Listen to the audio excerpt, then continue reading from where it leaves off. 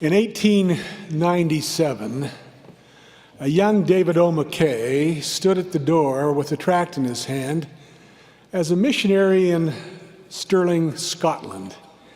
He had done this many times before, but on that day, a very haggard woman opened the door, stood before him. She was poorly dressed and had sunken cheeks and unkempt hair. She took the tract Elder McKay offered and spoke 6 words to him that he would subsequently never forget. "Will this buy me any bread?" This encounter left a lasting impression on the young missionary.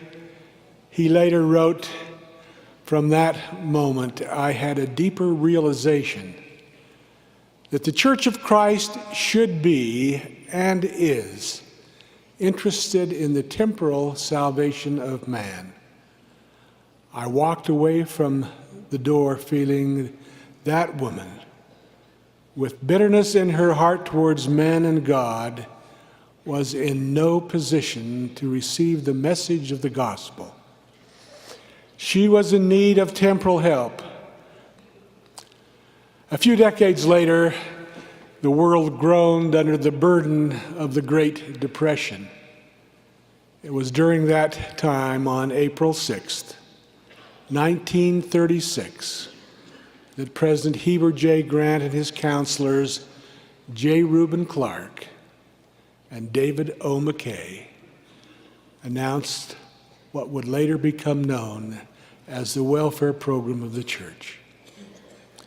Although the Lord had raised up remarkable souls to administer it, President J. Reuben Clark made it clear that, quote, "the setting up of welfare machinery is the result of revelation by the Holy Ghost to President Grant.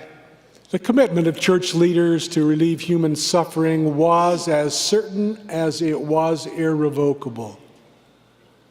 President Grant wanted a system that would reach out to take care of people no matter what the cost. He said he would even go so far as to close the seminaries, shut down the missionary work for a period of time, or even close the temples, but they would not let the people go hungry."